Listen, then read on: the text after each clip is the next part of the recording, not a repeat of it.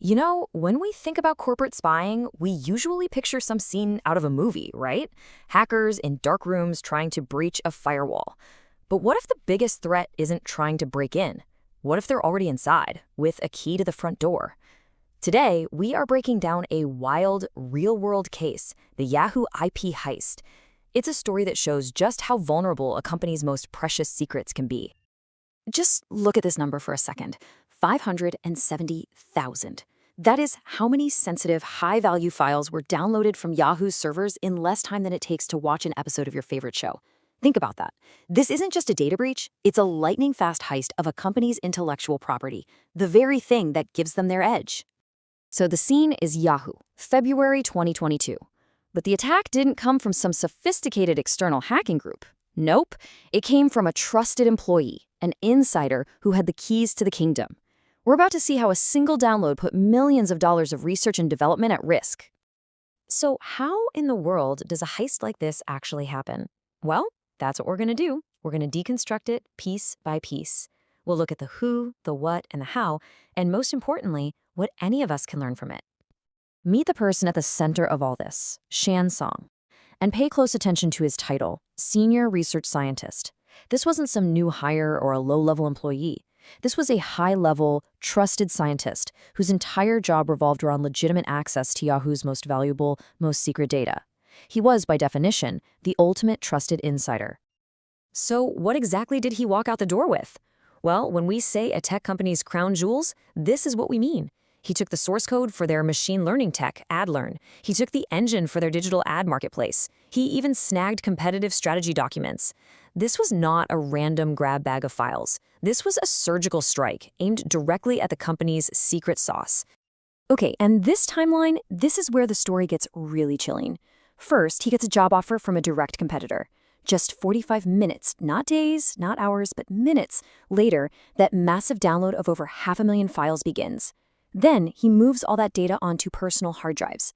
And only after all of that is done does he hand in his resignation. The speed, the sequence, it shows you this was no accident. It was a cold, calculated plan. And here's the why. The motive becomes crystal clear when you see where he was going. Not just to another tech company, but to the Trade Desk, a major competitor in the digital ad space. Suddenly, all that stolen data wasn't just valuable in a general sense, it was specifically and incredibly valuable to his new employer. All right, so the crime is done. The employee is out the door with the goods.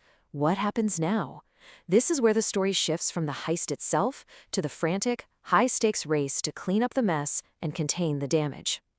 So Yahoo files a cease and desist order, which is a big legal move. But that takes time. And for that whole period, the company's most priceless secrets were just gone. They were sitting on 2 personal storage devices completely out of Yahoo's control. I mean, can you imagine that? Your company's entire future on a couple of USB drives you can't get to? The whole Yahoo saga is a massive cautionary tale, and it leads us really to the most important question of all. Because here's the thing, your multi-million-dollar firewalls are basically useless against this kind of threat. They're built to keep bad guys out, not to watch the people you've already let in. It's one thing to react, but how do you actually prevent it? How do you stop your most trusted people from becoming your biggest liability? This is where we can turn this whole scary story into a practical, actionable playbook. So let's flip this around and see what steps any company can take to defend against these insider threats. It all starts with the absolute basics, and you can't skip this step. You have to know what your crown jewels are. You have to know exactly where they live on your network.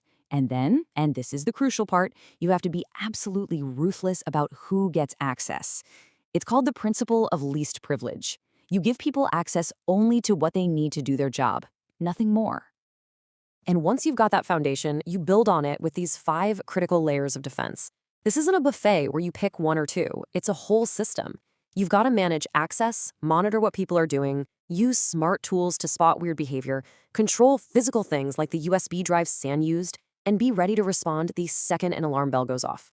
Let's zoom in on number 3 there, UEBA, because it's a game changer for a case like this. It stands for User and Entity Behavior Analytics, which is a really fancy name for a pretty simple idea.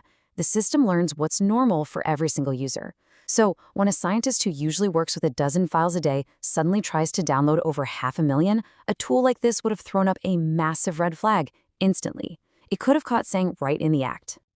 And really, this is the bottom line from all the source material. These security measures, they're not optional, they're not nice to haves. In today's world, they are absolute imperatives. The cost of a breach like the one Yahoo suffered is so unbelievably high that investing in this kind of prevention is completely non-negotiable. Which brings us to one last thought to leave you with. We spend so much time, so much money building these giant walls to keep external threats out. But the Yahoo story is this powerful, frankly terrifying reminder to look inward. The insider threat is real, it's devastating, and it can come from the people you trust the most. It really makes you ask the question, do you truly know what's happening inside your own house?